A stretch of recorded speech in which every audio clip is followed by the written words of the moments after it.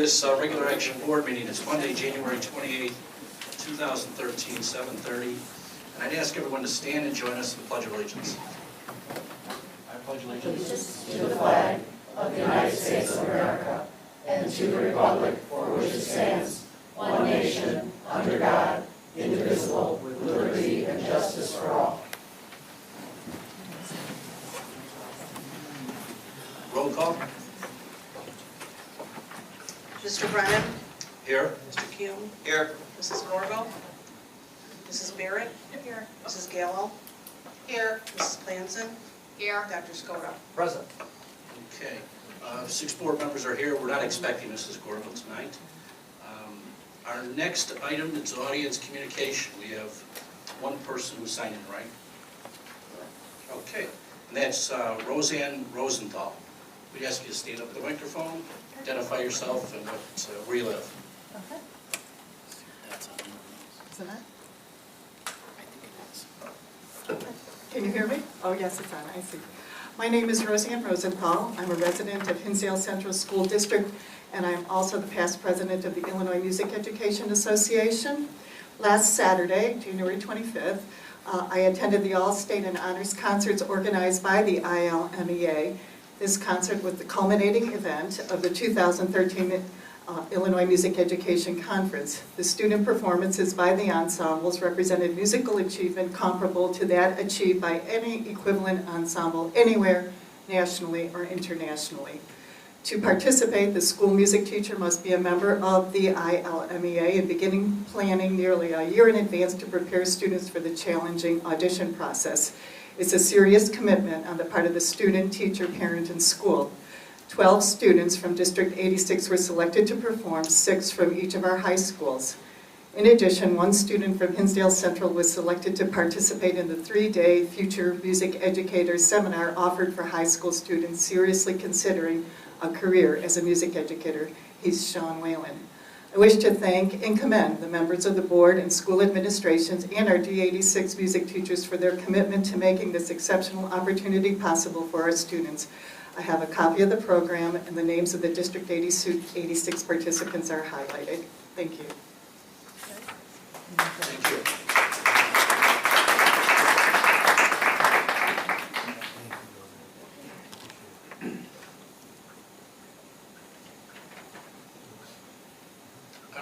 Our next item on the agenda is good news, recognition of students and staff. Dr. Wall. Thank you, Mr. Brennan. We have the first 2 good news items are related to the 2011-2012 boys soccer team at Hinsdale Central. The team respectively received the Team Academic Award, recognized nationally, as well as the coach being recognized at the state level as Soccer Person of the Year.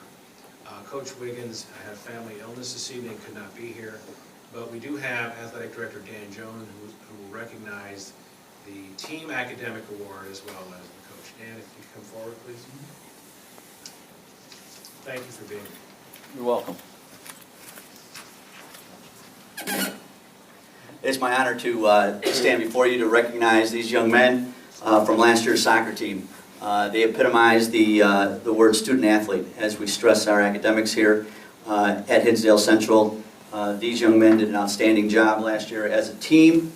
They had a GPA of 3.69, so it was outstanding. They were recognized not only statewide but nationally for their grades and their work in classes, as well as their work on the field. So we'd like to congratulate them. And again, many of them could not be here because they've graduated, but we still like to publicly recognize them. If they're here, if they can come forward when their name is called. Harley Pranger, Philip Paulette, Will Meyer, Zach Schermonte, Andrew Scott, Connor Olferchik. They're all home studying. Ryan Schwartz, Leandro Perez, Mark Tyler, Mitch Revis, Gareth Parsons, Philip Gutman, Christian Meyer, Stefan Jovansek, Aaron Cheever, Michael Mayer, R.J. Drayle, Ryan Maloney, and Killian Wagner. Outstanding students studying at home, so that's great as they'll continue And Dan, to strive. Yes, for clarity, this is the 2011-12 team. correct. This award is recognized nationally after they turn in the grade reports from last year. Correct. So the majority of these young men have graduated and are freshmen in college, so we will get them their certificates and congratulate them on behalf of the board for this national recognition. But that explains Absolutely. who the majority of them are. And as you mentioned, Coach Wiggins is our next honoree, and he had a family illness tonight. But I did attend the State Awards banquet where he was nominated and voted on by his peers, and was voted as Soccer Person of the Year for 2012 and 13 season. So it was an outstanding award. It was a great banquet. There was over 1,000 athletes and coaches in attendance at this banquet. So it was a great honor for Hinsdale Central and for Mike Wiggins. So we're very proud of him. So congratulations to Mike. Thank you, Dan.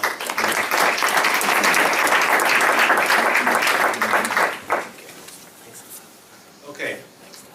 As you know, this year at the regular action meeting, we've been allowing our greatest gifts to be on display. That's our students. And we want to recognize and welcome the Hinsdale Central forensic team led by Paul Woods. Paul, if you'd come forward and bring your forensics team. This team has finished in the top 3 of 10 invitational tournaments, and team members have earned nearly 250 individual awards this season.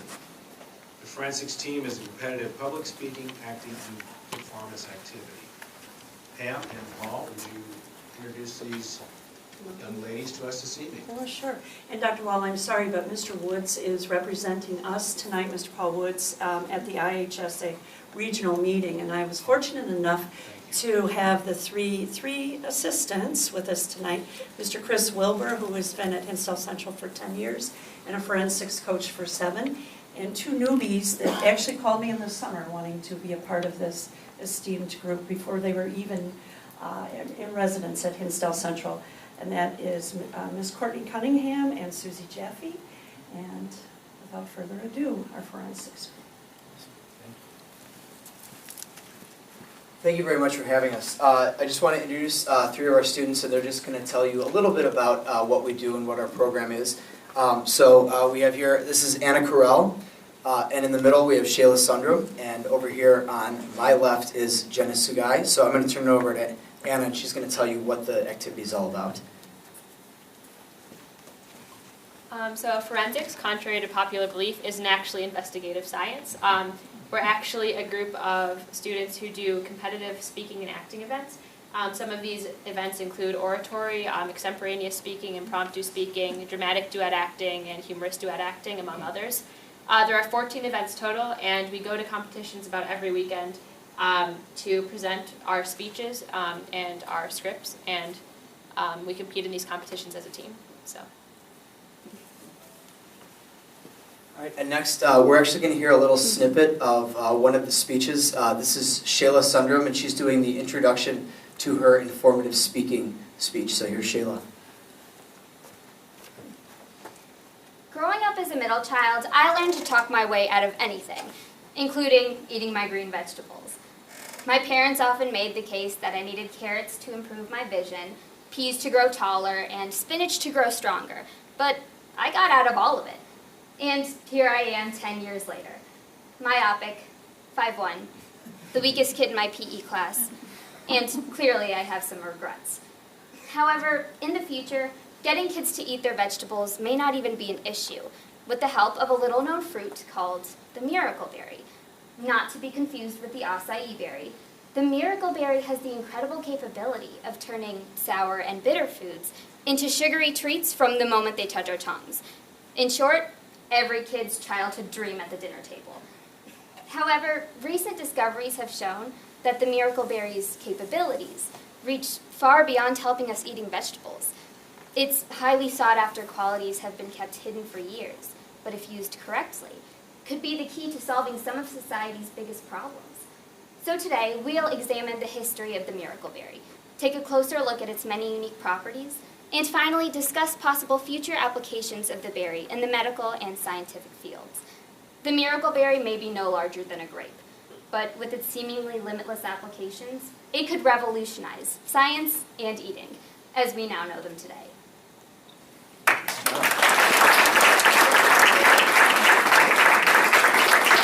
And if you want to hear how it ends, you can come to the regional competition at Dodgers North on Saturday and hear the rest of Shayla's speech. And finally, we're going to have Jenna Sugai come up and talk a little bit about the students that this program reaches and some of the benefits that our students garner from the activity. Well, there are a lot of benefits to do this activity. One is public speaking. We're all very comfortable coming up here and speaking to all of you, and that's very beneficial throughout life in high school. Wherever we go, we'll always be able to take that with us. One of my favorite things about forensics is that we get to share these messages that we're really passionate about. Some of us get to write our own speeches, like Shayla, and share topics that we're really passionate about, and we get to touch people in a way that most people don't get a chance to do.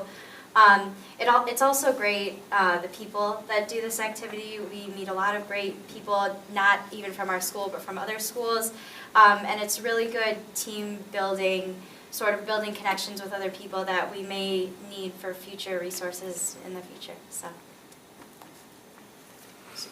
So just in closing, on behalf of the 52 members, freshmen through seniors of our forensics team, as long as all of our coaches, we'd just like to thank the board so much for your support of our program, both here at Hinsdale Central and at Hinsdale South. So thank you very much for this opportunity to come talk to you today.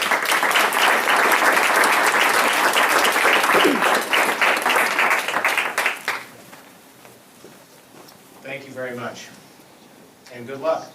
Thank you. As you move forward. Also under good news, we have recognition of Master School Board Member and Leadership Award. Michael Kuhn, board member, has maintained his status as a Master Board Member.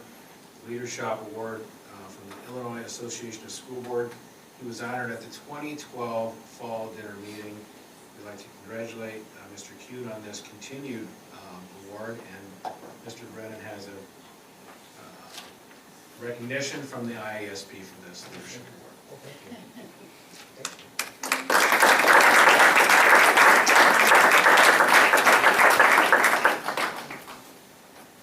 We also have with us this evening representative from Synergistic Environmental Education, formerly known as Energy Ed. We have Tom Schober. Tom, if you could come forward. Tom is here to present the district and present the certificate to Mr. Brennan on the district's recognition for an Environmental Excellence Award. Tom? Thank you, Dr. Wall. I'll ask Mr. Brennan to come up. And while he's on the way up here, back in 2009, the district signed a contract with a company called Energy Education and started implementing an energy conservation program here at the district. In the fall of last year, in October, we renamed ourselves and rebranded ourselves Synergistic. The quality of the work and the company and the things we do is still the same, just a new name and a new website and things like that. So anyway, let me read the award here. This is the Environmental Excellence Award for conserving our nation's precious resources through the excellent implementation of Synergistic's energy management program and serving as a model of energy conservation to fellow educational organization. Hinsdale Township High School District 86 is hereby presented the Environmental Excellence Award for outstanding environmental and financial resource stewardship. So, just a couple of words on this. You just finished the third year of the program, and our company looks at districts like yours in the second, at the end of the second, and at the end of the third year. And the thing that impressed us most about the district here, in year one you averaged about 15% reduction in your overall expenses to your utility bills, and you grew that to over 17% in year two, and just at the end of year three in the fall, you averaged 20%. So you've had this sustainable growth over the first 3 years, and we like to equate that savings in energy to environmental, and the impact on the environment that we've seen here is roughly 3,900 metric tons of CO2 emissions eliminated or not used by the reduction in consumption, which equates to roughly 700 cars taken off the road for 1 year, and also the equivalent of about 100,000 pine seedlings planted and grown over a 10-year period. So The dollar amounts have been significant here at the district, but the impact of the environment also has been. So on behalf of Synergistic, I'd like to present the award to Dr. Brennan and the Hinsdale District.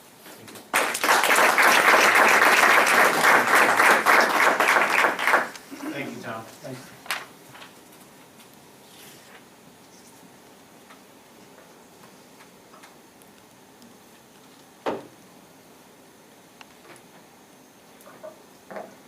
Our next reports come from the board reports. First, we'll start with the student liaisons. From Hinsdale Central, Tanner Magris.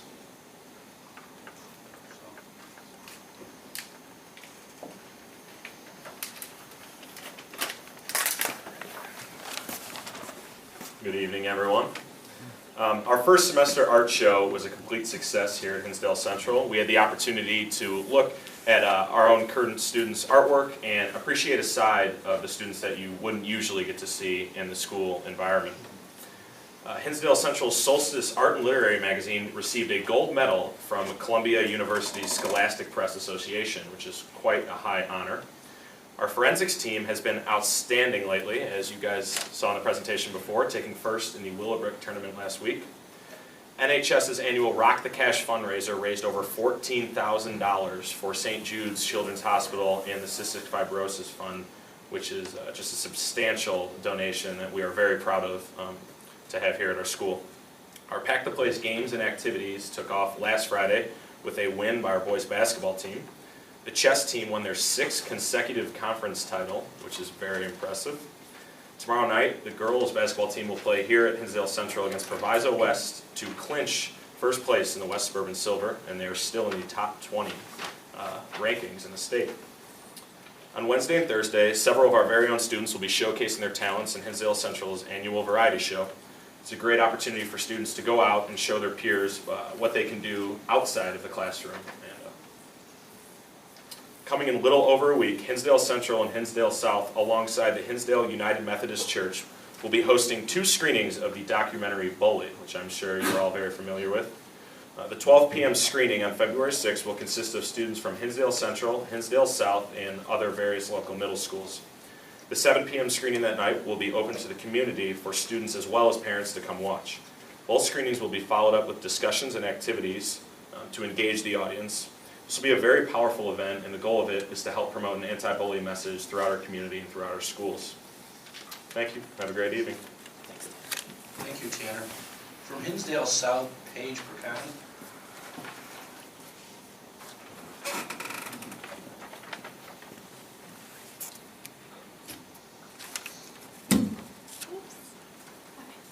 Good evening. Hinsdale South is attacking the new year and the new semester and definitely staying very busy.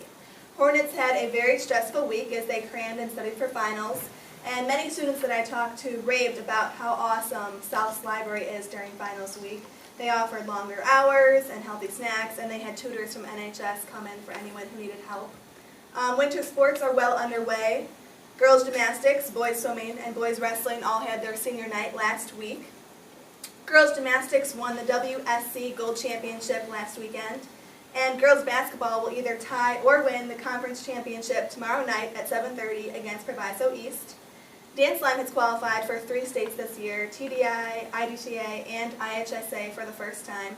They competed in IHSA competition this past weekend in Bloomington, Illinois. And South has also been very busy giving back. Our Hinsdale South Psychology Club collected over 1,800 toys during our Kids Helping Kids toy drive. And South's football team spent last weekend giving back at the Feed My Starving Children fundraiser. Coming up this Thursday, it's South's Battle of the Bands at 7 o'clock p.m. in the cafeteria. Next Tuesday is our a cappella concert at 7:30 p.m. in the Little Theater. And next Wednesday the 6th, as Tanner mentioned, is the combined South and Central movie screening event Bully, which will be addressing the reality of bullying in schools. Thank you and have a good evening. Thank you. Our next reports come from our principals. First from Hinsdale Central, Principal Mike McGorry. Yes, I'd like to add one thing to my board report is yesterday we hosted, our PTO hosted an interview skills event. And it's really been nice to see. It's grown so much. I think 5 years ago, it started with 50 students. Now it's over 160 students. And we also involve parents in kind of an educational component of the interview process. And I want to thank the PTO as well as our guidance department, and also over 60 volunteers that have helped out with this event. So it was a wonderful event. Thank you, Mr. Megori. And from Hinsdale South, Dr. Brian Warner. I have nothing to add to this month's report. Thank you both. Now, from the board, the facility committee, Mr. Kuhn. No report. The finance committee, Mrs. Gallo. The CPI was published, and we have set a meeting for the Finance Committee to meet on February 7th, I believe that's Thursday at 10 a.m. at the Administrative Office. Okay, when's the meeting again, Gabe? February 7th, At what time? 10 a.m. Okay, what was the CPI? I believe it was 1.7. And last year's was what? We'll post the meeting and send out the notice to the board as a reminder, Mr. Egan? 3.0. Really, so it went down.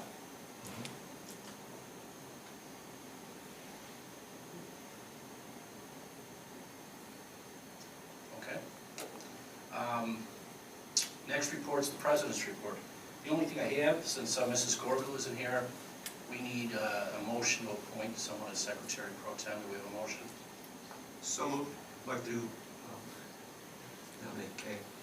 Okay, we have a motion to appoint Kate Gallo as secretary pro tem. Is there a second? I'll second it. And there's a second. Motion by Mr. Kuhn, second by Mrs. Planson to nominate Mrs. Gallo as the secretary pro tem. Any questions? Kathy, can you call the roll? Mr. Brennan? Aye. Mr. Kuhn? Aye. Mrs. Gorville? Oh, excuse me, Mrs. Barrett? Aye. Mrs. Gallo? Aye. Mrs. Planson? Aye. Dr. Skoda? Aye. Okay, motion passes. Next, we move to written communication, freedom of information request. Dr. Wall. We had FOIA requests A through E processed since our last regular action meeting. Okay. The next item is the consent agenda. The consent agenda includes items such as the minutes, business affairs, personnel items, and administrative that are routine in nature. For instance, we have the summer school program on here tonight. Is there any item on the consent agenda that a board member wishes to pull off for separate consideration? Okay, hearing none, we need a motion to approve the consent agenda as presented. Is there a motion? So moved. Is there a second? Second? Motion by Mr. Kuhn, second by Mrs. Gallo to approve the consent agenda as presented.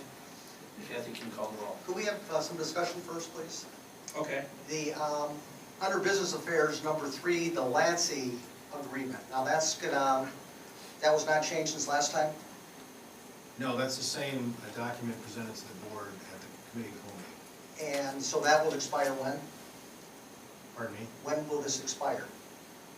The LATSI, oh, I'm sorry, I meant B4, the Transition Center lease extension. That's the same document the board saw at the committee of the whole, and we had that, Mr. Egan, it's the expiration. January 2015. Thank you. Okay. And in the meantime, I would like to, for the board and the administration, to give consideration to whether the current situation is the best, and especially examine whether using our property at KinderCare would be beneficial in some aspects. And also in a time frame whereby if, so we have somewhere to go and in January of 2015. I believe this was discussed when we went to the transition center, and we decided, the whole purpose of going off campus was because we were trying to transition these young men and young ladies not to be in a school environment.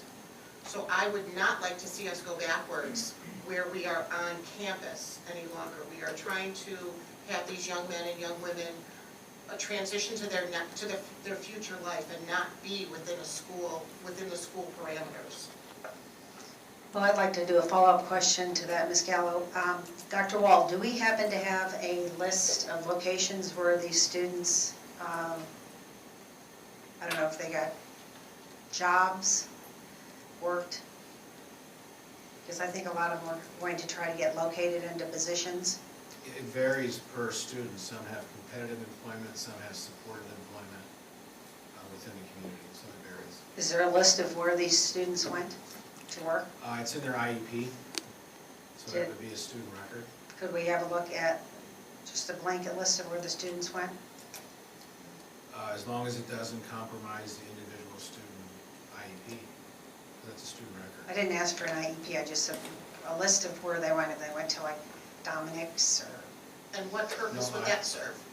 I What are you looking, what are we looking for? I'm looking to see where the students were outplaced. I understand that, but if it can personally identify the student's IEP, I can't release a student record without the parent's consent. I don't think given a location is going to identify a student. I don't know anything about any of the students, so. I'd have to be sensitive to that, though. Because some students are placed and it would be identifiable to the student, but there's only one student at a certain job site. Well, could we do, just to comprise a list of past and present, all in one, they work at Dominic's, they work at Walgreens? We can do that. Or just where you've tried to contact people, a list of businesses perhaps, of places you've tried to do and were successful, were not successful? Well, I'd like to see specifically also where they went. Okay, so you're not interested in that, Ms. Gallup? I'm not interested in looking at specifics, no. I'm interested in looking at generalities, but I believe that we've been given a report by Dr. Powell and that within the past year. That's a generality that I'm speaking to. Where did the students, where did they go?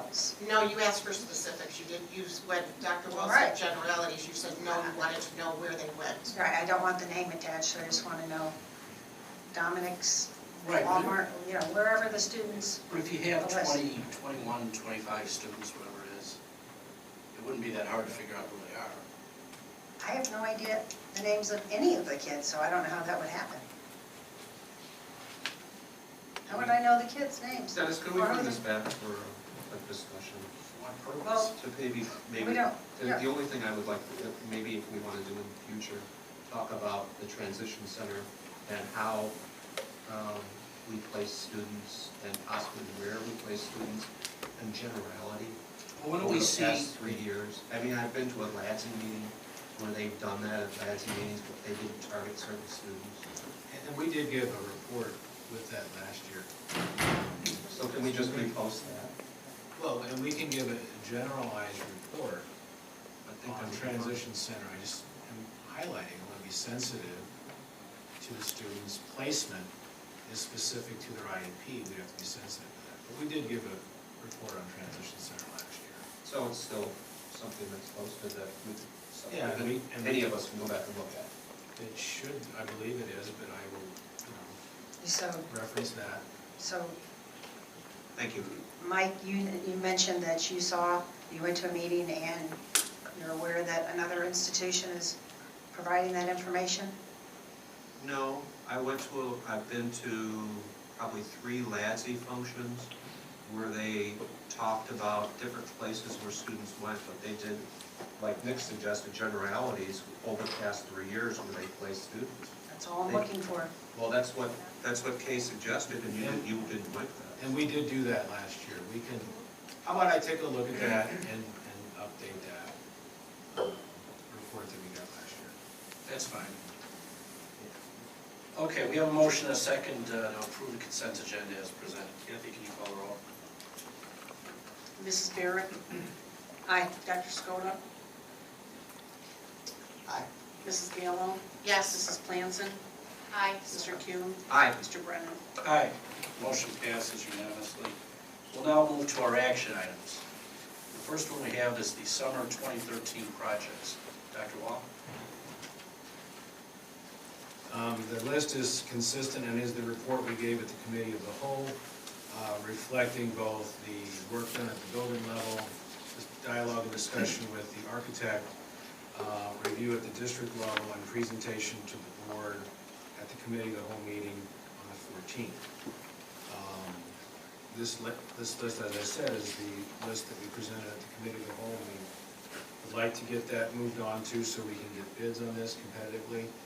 And they are grouped in such a way to give us the most competitive environment at this time, which would be a good timeline that we had last year to get the projects out to bid, back in front of the board and acted on in the summer. Okay, at this time, we need a motion to approve the 2013 summer projects as presented. Is there a motion? So moved. Is there a second? I'll second. Motion by Mr. Kuhn, second by Mrs. Planson. Any questions? I have a quick question. Just, I know that these are estimates, and we have, you know, the total amount for the budget. Yes. When they go out to bid and they come in, say, higher, is there a listing or priority of what is more important, one thing over the other, where you would take that versus something else? Or how is that determined if the bids and the amount then goes over the budgeted allotment?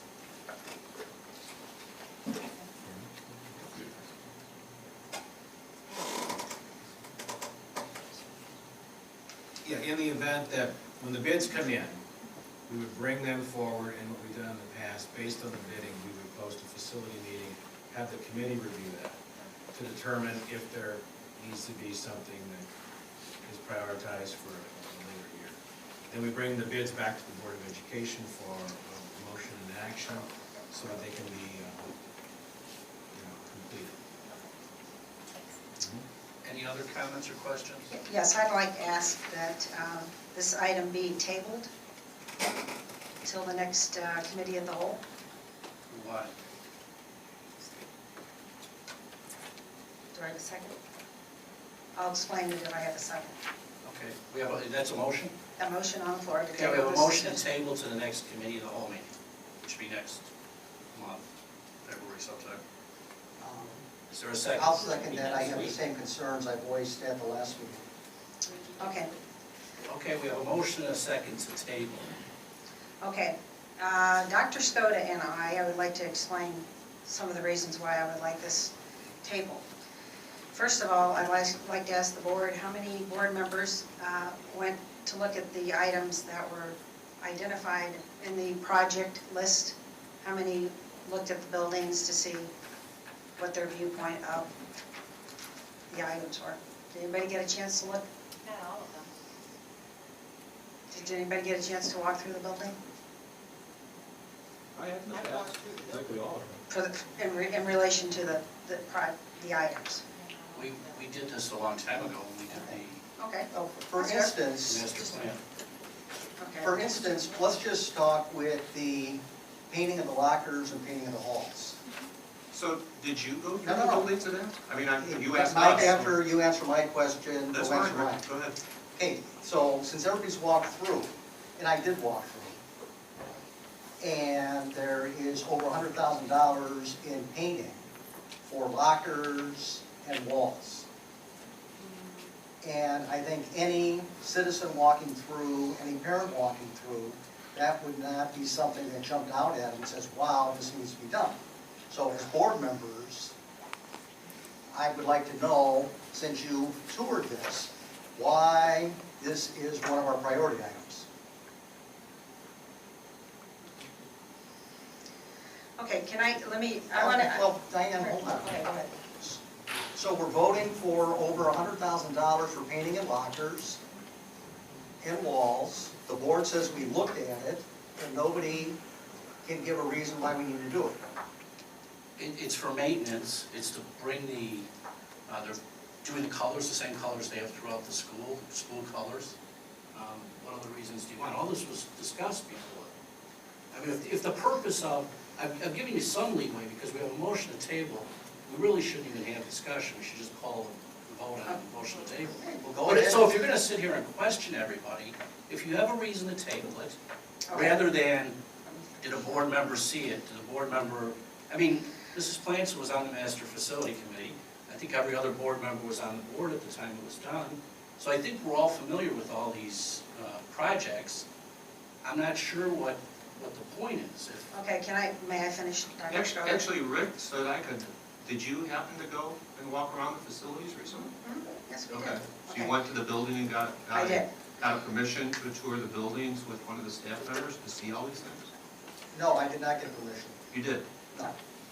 Okay, may I You just finish? No, Okay, yeah, you- go ahead. You've given me, Okay.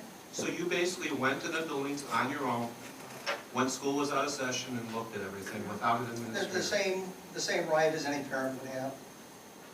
At any time, during the school day? No, it was the in-service day.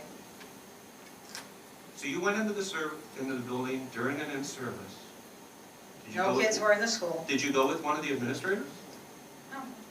One of No. our duties as a school board member is to inspect the building. Well, I'm sorry, but we went through this once before, and if I'm going to come and see one of the buildings, I give the administrators common courtesy to go into the buildings and ask for them to walk me through it. I mean, we're in a situation right now with school safety, and for a board member to go into one of the buildings without an administrator during the day, I have a problem with that, so Mike, let's cut to the chase. It has nothing to do with safety. You want to micromanage information. it has nothing to do with that, Rick. It has to do with you coming into the building. I mean, Diane, you got sanctioned by the board for coming into the building. Well, that's When you really weren't- serious, isn't it now? And by the So way, why- Rick, Well, I'm just curious. Mike, we I'm went just- right, Made a suggestion that you censor both of us for on a non-student attendance day as board members for walking through the school, inspecting facilities. I'm That's what I'm you just want. kind of curious why you wouldn't contact one of the administrators and do this like all the rest of us do if we're gonna come into the building. And go to security, leave our ID. I mean, I'm just curious, I'm just, Mike, by the way, there was no security in There the is no building. security. And as I said, any member of the community could have done the same thing we did that day. Okay, so I may I think give, that's where we differ, but. So Mike, I if you're think- concerned about security, you better talk to the administration and make sure security is there all the time then. Maybe we need to do that, maybe we need to look at that a little bit farther. Sure. Okay, Mr. Brennan, excuse Yes. me, sidetrack there. Anyway, some of the things that I noticed that I questioned in this $1.6 million summer project list was, I walked around the batting cages, which are going to cost $26,000. I didn't see any signs of foundation problems. The fence was there, a little rusty. The lockers, I don't think needed to be painted. There was just a few scratches. The paint on the interior hallways, I wasn't quite sure where they were going to be painted, but for the most part, I think with a couple areas that needed a little cleaning, maybe a little touch-up work from our staff, I don't think we need to spend $17,000 there. By the way, the lockers are $45,600 to paint those. They're talking about doing a main hallway renovation for $216,000. And then they want to do an egress analysis, which quite frankly should be performed before the renovation. If the purpose of the renovation or the study is to decide how crowds move in and out of exits, it would make sense to do the renovation after. So the renovation is $216,000. Okay, the other things that were very bothersome to me in this report were there's $383,000 of contingencies, 5% contingencies, soft money of $333,000 for a total of $383,000. Also, they want to do a stormwater campus study for $75,000. May I ask, why do we need to do a stormwater study after we just did all that work last year? What? One second. We agreed with Flag Creek Water Reclamation that for Hinsdale Central site, we would do a comprehensive study of stormwater. And we had expressed that to the board last year. That's something we needed to do. We completed the project last summer in full compliance and cooperation with Flag Creek. But this campus does need a complete study. And we mentioned that last year to the board when we were doing construction for the summer. What was going on in the front of the building last year with the pipes? Was that for stormwater? Hinsdale Central? Yes. Yes. Okay. Did it have anything to do with the sewage and the stormwater mixing?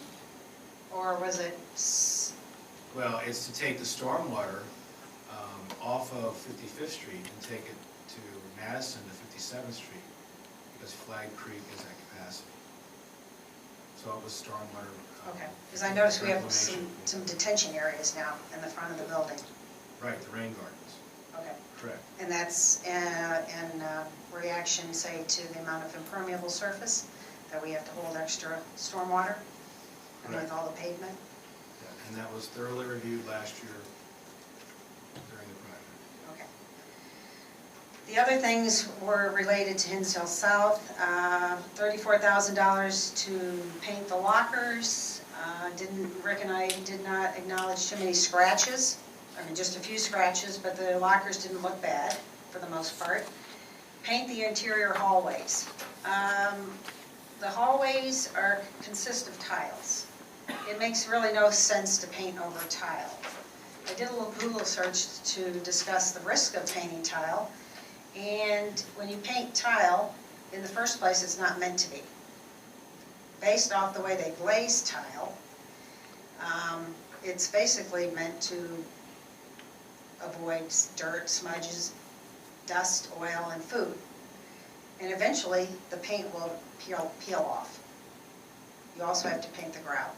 So this could be quite an extensive job, and it may have to be done more often than we think with chipping. I don't recommend that. Also, the same thing for the main hall renovation, which is $156,000. I don't approve of that until the studies are complete. Some of the other things that Rick and I noticed was we didn't see enough handicap accessible bathrooms on the first or the second floor. We noticed some ceiling tiles that were damaged. These are things I'd recommend. Ceiling tiles that that had water damage. Vents in the basement were filthy, in the south basement where the workout room is. Some cracks in the foundation. And another thing I'd recommend is some dividers in the girls' and the boys' shower locker rooms. And I would like to submit this to the secretary for the record. And so that's why I asked for this motion to be tabled, so that the members of the board could have time to take a look at exactly some of these items that are identified and decide whether you want to spend hundreds of thousands of dollars unnecessarily. You went into the student locker rooms? Or just be keeping my nose in. Okay. The hallways at both campuses, as reviewed last week at the board meeting, are part of the master facility plan for design guideline. And as explained last summer and 2 weeks ago, it's to look at the tile, the ceiling tile, the floor tile, ceiling tile, lighting, ceiling, paint colors, which is a design guideline that the architect worked on, that we presented. And as I stated last summer and last week, if you want to know what that looks like, the science hallway at Central depicts the design guideline for Hinsdale Central hallways. It's environmentally friendly as far as the lighting, and is aesthetically pleasing as far as the brightness and aesthetics in the hallway. We discussed doing the lockers in school colors, as you can see at Central by the science hallways, and the school colors for South, black and gold respectively. Also, if you've been at Hinsdale South in the hallways, they tend to be very dark. We did do some of the tile hallways the last couple of years to determine the wear and tear, and those were done by the woodshop hallway down towards the pool. Extremely effective. The brightness is noticeable in the hallways. It takes away that 1965 dark, we have the greens, and we have the low earth tones that make the hallways at Hinsdale South very dark, just to put it mildly. Our desire is to make those hallways brighter, without a doubt. And we believe that will also allow us to use less light in those hallway areas and more efficient lighting. So there is some conservation there as well. The egress analysis at Central is merited to determine the most effective way for egress in the event it is needed. that would not compromise any of the work that's being done in the main hallways. It would not be work that would have to be redone. I explained the stormwater. And the lockers, frankly, is not only aesthetics, but school spirit, and is a design guideline that we did review last summer, and we believe it to be something that's valued as we look at, as we represent these hallways and kids walk in them every day. I mean, again, for illustration, the science segment at Hinsdale Central really speaks volumes, way more than I can say. It's visible, and we all went through that. So, Mr. Brennan, why are we discussing this at this time? Because last year, or 2 years ago, in 2011, the board discussed this in March. In 2010, the board discussed summer projects in April. Here it is in January. I don't know, what is the hurry? Well, we've done that last year and this year at the recommendation of our new architect to get a more competitive environment for bidding. And it was very successful last year. We have Rick here from Perkinsville. Rick, could you? I just want to say that we actually approve bids in March and April. We don't approve moving forward with design. We've always approved design at the beginning of the year. Right. So can you explain to me why we only had one bid for the electrical bid last year? Mrs. Barrett, that was explained last year. Well, I'm asking it again. Gilbane's the CM, they handled bidding. So that would be a better question put to Gilbane. Perkinsville is the design. My concern here is just the process. As everybody knows, the master facilities plan, we have over $100 million of items that need to be done. Okay, as I said in the past, and apparently the construction manager from last year prepared this, but in the past, we had much better presentations made to the board where we were shown items that were suggested by the administration, what their priority rating was, how many years they had been deferred, this kind of thing, and other items they would like done, but we don't have the money to do. None of this was done. And like for instance, Mr. Kuhn said that if the bids come in too high, the facilities committee will sit down and prioritize what we need to do, which is correct. Why wasn't that done step one with this? Why was this not prioritized? And once again, let's assume for a minute that gold and black really do make the halls look better at South.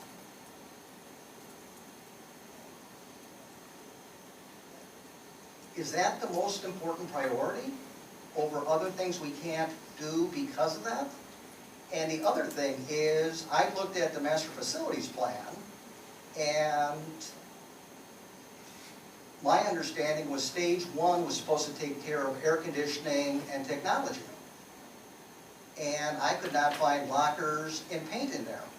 But even more distressing to me is we want to relocate the girls' locker room at South and relocate the trainer's room, which are not in the master facilities plan. Items like that should be in a master facilities plan where you're relocating things. So that's put down as maintenance. Something else that troubles me, and correct me if I'm wrong, with life safety, if you have life safety issues, my understanding is that you can levy above your regular levy to take care of life safety. Why aren't we levying for life safety and making them life safety projects? That's all out of the same pie. You cannot do an additional levy for life safety unless you do a referendum. And there's nothing on here that says life safety, so I don't know. But they where say you're looking. safety. Safety and life safety are two different things. And we're using, as I explained 2 weeks ago, we're using O&M funds for those. But if the board wants to levy for life safety, that takes away from part of the whole pie of your levy. But again, what we're talking about, and quite honestly, for any member of the community or parent, if you walk through the schools, a glaring problem is our bathrooms for the students. They could use updating, and especially they are not handicapped accessible. And quite honestly, what we're talking about here with the painting and the lockers is aesthetics. I mean, if you're remodeling a house, one of the last things you do is worry about the wallpaper, the carpet, that kind of thing. You take care of other bigger items first. So anyway, my real concern is if the master facilities plan is so far encompassing, how did it miss the trainer's room? How did it miss relocating the girls' locker room? And my real concern is the $125,000 we're spending on painting lockers, etc. for aesthetics. What's the cost of that? What aren't we doing because of that? And I think there's a lot of ways kids can be helped much more than painting lockers. And once again, any member of the community can walk through there and the lockers and the walls aren't going to jump out at them saying this needs to be done. Now, Dennis, can we vote on the motion? We could, but at this point, does anyone else have anything to say on this? Okay, we have a motion to table by Mrs. Barrett, seconded by Dr. Skoda. Can you call the roll on that? Dr. Skoda? aye. Mrs. Gallo? Aye. Oh, I'm sorry. Mrs. Gallo? No. Mrs. Planson? I just want to say, I appreciate you guys walking through the building and taking the time to go through this list and show a vested interest in this important project. However, I have to vote no on the table motion because I believe that the facilities, the administration, and the maintenance have all done due diligence to put this list together, and I am voting no for the table. Mr. Kuhn? No. Mr. Brennan? No.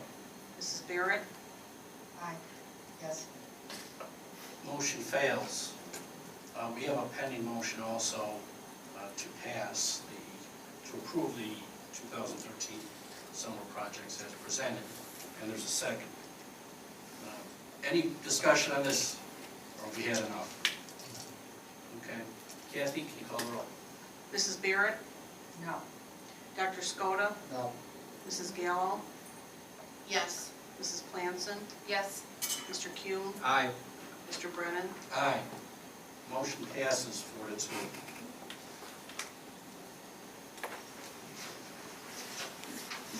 Next item is the Hinsdale South field trips. Dr. Hall? Thank you, Mr. Brennan. Dr. Waterman has requested detailed overnight field trips for 2012-13. We're recommending approval of these trips for Hinsdale South students at this time.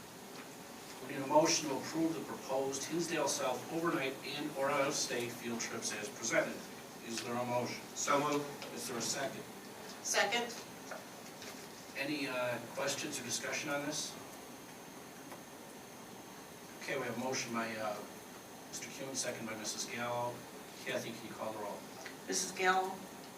Yes. Mrs. Planson?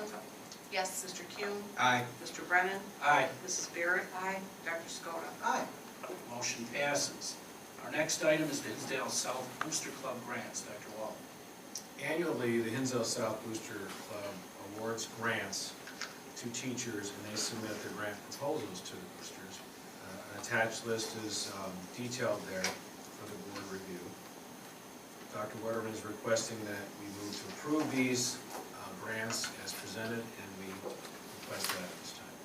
We need a motion to approve the Hinsdale South Booster Club grants as presented. Is there a motion? So moved. Is there a second? Second? Motion by Mr. Kuhn, second by Mrs. Gallo. Any comments or questions? I do have a question.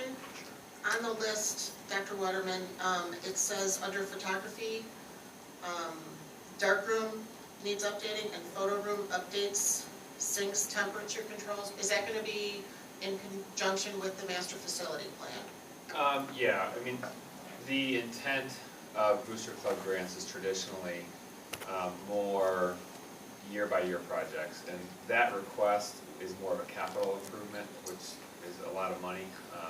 And so we're going to look at it from both a building perspective and then obviously from a district perspective as well. But Those large ticket items traditionally are not approved through Booster Club, so that's why it's moved out. But it is consistent with where it would be. Any other comments, questions? Okay, Kathy, can you call the roll? Mrs. Blanson? Aye. Mr. Kuhn? Aye. Mr. Brennan? Aye. Mrs. Gorgo? Excuse me, Mrs. Barrett? Aye. Dr. Skoda? Aye. Mrs. Gallo? Yes. Motion passes. Our next item is the Hinsdale South donation. Dr. Wall. Yeah, we have a request from Illinois Tool Works Foundation by Hinsdale South parent Robert Hogan, requesting a donation to Hinsdale South. It's a 3-for-1 matching gift program, whereas Illinois Tool Works Foundation will contribute, and Mr. Hogan is going to contribute as well. We recommend acceptance of this donation at this time. Okay, we need a motion to approve donation of $250 from Robert Hogan and $750 from Illinois Tool Works Foundation as presented. Is there a motion? So moved. Is there a second? Second? Motion by Mr. Kuhn, second by Mrs. Gallo. Any comments or questions? Just wanted to know, does Mr. Hogan get recognized? Do these give, on behalf of the district, send him a thank you or something? Yes, we do, and we have, yes, under Mr. Brennan's signature, myself, we do recognize and thank them for the donation. Thank you. Any other questions? Okay, we have a motion and a second. Kathy, can you call the roll? Mr. Kuhn? Aye. Mr. Brennan? Aye. Mrs. Barrett? Aye. Dr. Skoda? Aye. Mrs. Gallo? Aye. Mrs. Blanson? Aye. Motion passes. Our next item is the Hinsdale Central Field Trips. Dr. Wall.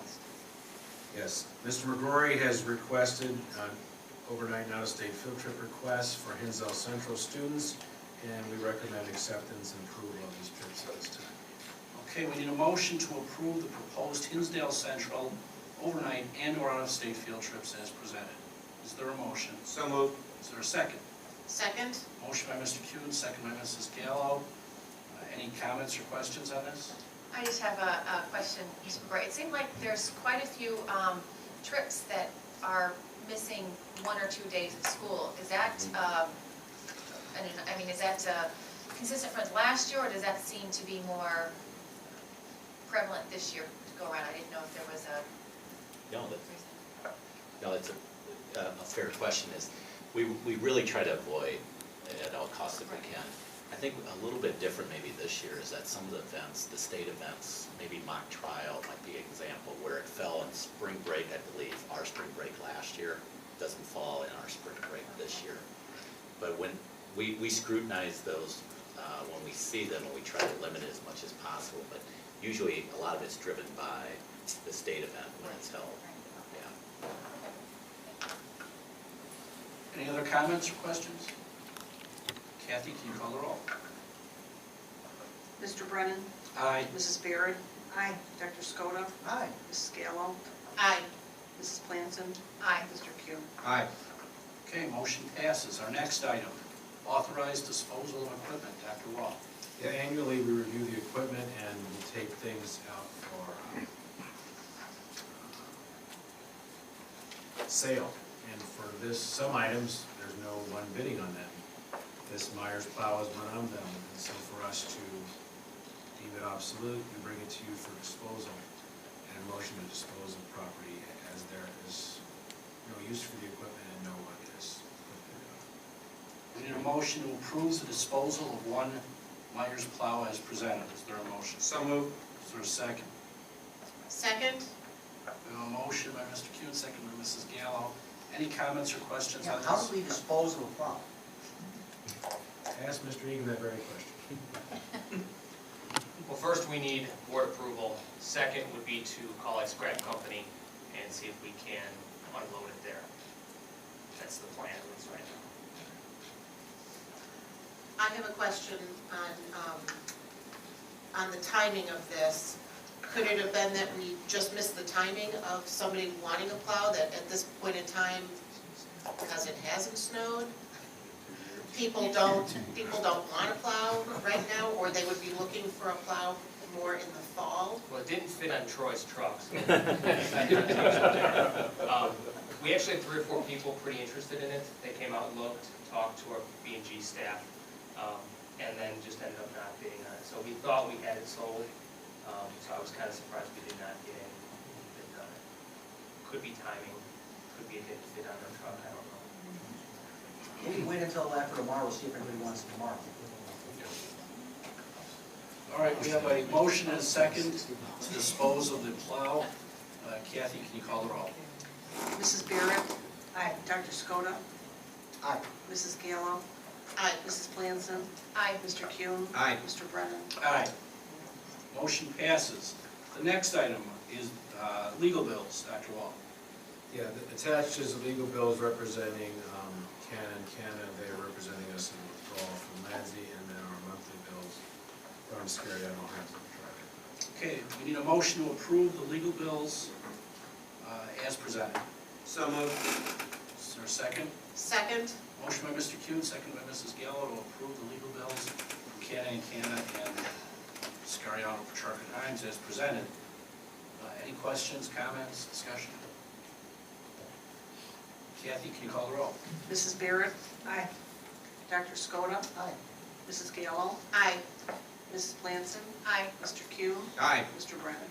Aye. Motion passes. Our next report comes from the superintendent, Dr. Wall. Attached is a follow-up from a couple of questions from the summer school report. Mr. Anderson and Mr. Matozzi were kind enough to put together kind of a detailed review of some of the analysis of summer math program for incoming 9th graders, as well as an analysis of summer bridge program for students entering AP English language and composition. Just to look at some of the highlights as a follow-up to last week's, 2 weeks ago's discussion. A couple other things that are timely in nature but came after the board run. I did meet with my colleagues from our 7 feeder elementary districts, and all 7 districts are interested in the consortium that we proposed in the prior to winter break regarding student data and student growth. We had taken this out from RFP last spring, and Dr. Law and I worked on an RFP, and we did not get a response back as a lone district that we felt would be economically advantageous to District 86. We do see a student growth model as very advantageous to District 86 and our feeder districts as we look at the 2016 requirements for teacher evaluation, as well as looking at a consortium where all 8 districts are looking at data and looking at student growth collectively. It allows the feeder districts to look at a much larger data set at a local level, for them to make some decisions about programming at their level, as well as look at articulation of their respective students as they go 9th through 12th grade. So I met with them after the board run last week, and they are interested in moving forward with an RFP. We will send one out on behalf of all 8 districts. And no commitments, obviously, will be made until we see what response we get for that. And once we get a response, it could even mean we bring the representative feeder districts back to review and interview some of the responses. And then before we bring it to our respective boards, we will look to see if it's economically advantage to all of us as well. So just wanted to give you a heads up that we'll be moving forward in RFP. And all 8 districts, including us, we will be spearheading that and taking it out to RFP. And then as the students presented this evening, we're excited that our student activity groups are sponsoring with Hinsdale Methodist Student Activity Church the bowling movie coming up, so I'm glad to hear the students presenting on that. And it's the beauty of this is it's student generated and student led, and reaching out to our feeder district middle schools, really look at some mentoring with our high school students, with our middle school students, so we're excited for that upcoming opportunity as well. Dr. Wall, could you thank Mr. Anderson and Mr. Matozzi for the follow-up on the summer school? Because that report is a very good selling point of those programs that they've been building. Absolutely. Thank you. Okay. Any other questions for the superintendent? Our next item is the business report. Mr. Regan. Thank you, Mr. Brennan. Tonight we'll look at the mid-year budget report. First, as we do, we'll look at the revenue side. Currently, we are sitting at 50.1% of revenue received versus the budget. Real estate taxes is sitting right at 49.4, which is roughly the same percentage we saw last year. Other local revenue is running at expected levels for the second quarter. State aid and categorical reimbursements are about 44.8%. That's right about what we'd expect them to be now. Federal categorical reimbursements is at 33.6%. This is slightly lower than what we had seen last year, but we're not worried about that right now. Those are reimbursements we request from the state for our title and any other federal grant. So we'll definitely get that money in before the end of the year. We're not worried that number so low. On the expenditure side, we're sitting at 55.9%. As you see there, if you take out the capital projects fund on an operating standard, we are at 47.9%, so right where we need to be. Education fund is at 47.5%. All of the objects listed below are running at expected levels. That's good to see. Operations maintenance, 55.6%. Again, all the objects presented are running at expected levels. Debt service fund at 32.5%. Those are, again, our payments for interest and principal for our debt service, and then also our technology lease payments that we have.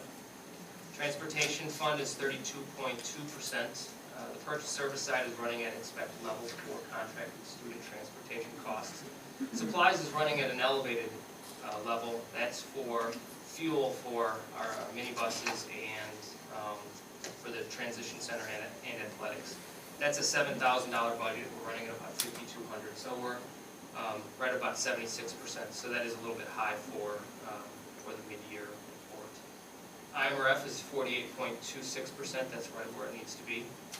Capital Projects Fund, that's for all the summer work that we did last summer. We're at 96.6.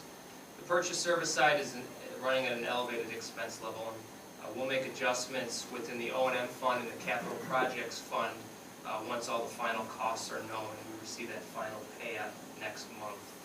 Overall, the combined expenses for those two funds are running at expected costs. And toward immunity at 103%, slightly elevated expense level. The renewal of property and liability insurance occurs after September, which is when you guys adopt the budget. So those expenses were about $22,000 more than we had anticipated for property and liability insurance. Any questions regarding the mid-year budget reports? Yeah, I have a question. What sorts of bills would be outstanding from capital projects from last summer, since the summer ended 5 months ago? There are punch list items, and what we do is we hold retainage and payment until those things are worked out. So I think we have, I believe the last number was about 80,000 left to square away. So we're 98% done with that. So retainage and just holding money for those trades. Any other questions for Mr. Egan? Okay, well, thank you. Thank you. Next item is the treasurer's report. Again, Mr. Egan. Thank you. The only thing I'll really point out in the treasurer's report for December 31st is that the insurance claims are running. A couple months have been good, a couple months have been bad. We're right now at about 720-something thousand on an average. As of November, four of our people on the plan have hit the stop loss, and we're anticipating about 816,000 in reimbursements. So while the claims number is elevated as compared to previous years, we will be getting some of that stop loss reimbursement insurance back before June.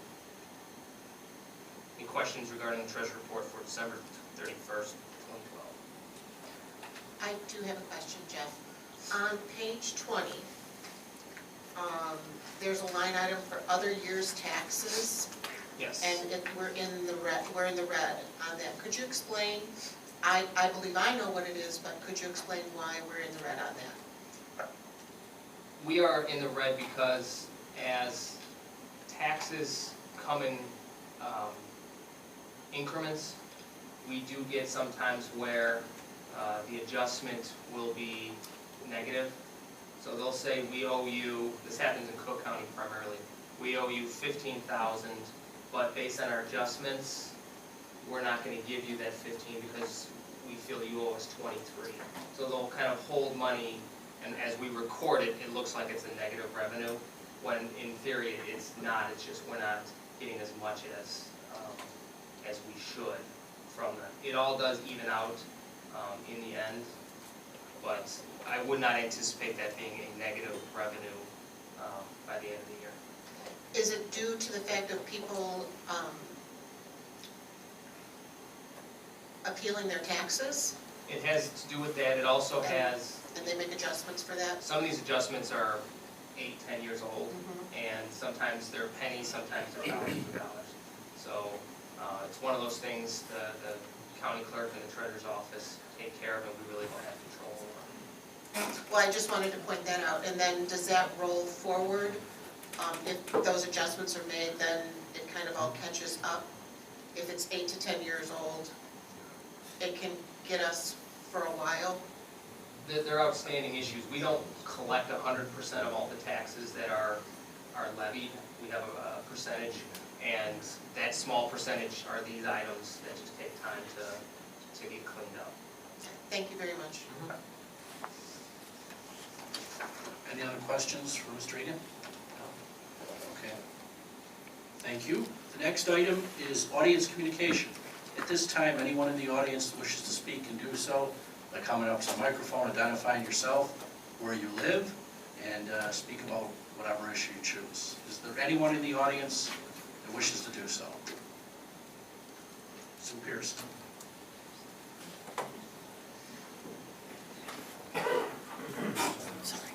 I didn't want to take up I'm Sue Pearson here at evening. I don't want to take up any more time talking about paint because it was discussed in nauseam already, but I'm not going to get up here and talk for most parents as Dr. Skoda said he was. I'm going to talk for myself, and I don't know how you guys keep your house, but I keep my house well painted, neat, tidy, and that's for my kids, and that is a space that they learn to respect. And I expect the same from the school. I have 5 kids that have gone through the school. They spend more time here than they do at home. And I appreciate that the administration takes the time to keep it well painted, neat, finds it important to keep the learning space conducive to learning. And if that means a fresh coat of paint and nice lockers for them to show respect at that space, I think that is paramount importance for a teenager. And I think the school does an awesome job teaching respect of each other through the bullying program and of the facilities. So it might not be important to you, Dr. Skoda, but as a parent, I feel it's extremely important to keep the facilities up to date and conducive for a great environment that the kids spend, my kids, 12 hours a day. Thanks. Thank you. Is there anyone else that wishes to speak? Can I speak? You can speak if you wish. I just wanted to tell the board, we spend a lot of time discussing lots of different things, and sometimes it's very heated, and out of those discussions, positive things come, and I just wanted to highlight, I'm registering my 8th grader for classes next year, and the book of classes has come out, thank you, Program of Studies, and I was flipping through it, and I noticed the film and literature class, and on it states, and as well as several other classes state, for a full list of movies shown in this class, please see the website. So I went on, and there it is, alphabetized by the class, all the movies that are shown, that are R-rated, by the title, and whether it's shown in its entirety or whether it's partial. And I just wanted to, out of the discussion that we had in the fall, wanted to just share that that was a positive thing of change that came from this board. So I just wanted to share that. Okay, thank you. And I'd like to thank Mrs. Planston for highlighting why new business and old business should be on the agenda. So a board member like Mrs. Planston has the opportunity to say that. Thank you. Anyone else in the audience? No? Okay, we do have a couple items for closed session, and we won't take any action when we come out. I expect we'll be in closed session for about 15 minutes, if you want to wait for us, which I doubt. At this time, I make a motion to adjourn the closed session to discuss the appointment, employment, compensation, discipline, performance, or dismissal of specific employees and pending litigation. Is there a second to that motion? Second. Okay, I made the motion, seconded by Mr. Kuhn, And to we will be adjourn the allowed, closed session. we will be allowed to talk about negotiations. Not unless we put that in there. I would like that in there because last time we were talking about it. Okay, I don't think there's anything to update you on, but we'll put it on there. So the third thing is collective bargaining, if you'll accept that. Yes. Okay, so the motion includes that. Kathy, can you call the roll? Dr. Skoda? Aye. Mrs. Gallo? Aye. Mrs. Glanson? Aye. Mr. Kuhn? Aye. Mr. Brennan? Aye. Mrs. Barron? All right, let's take 10 minutes. Thank you.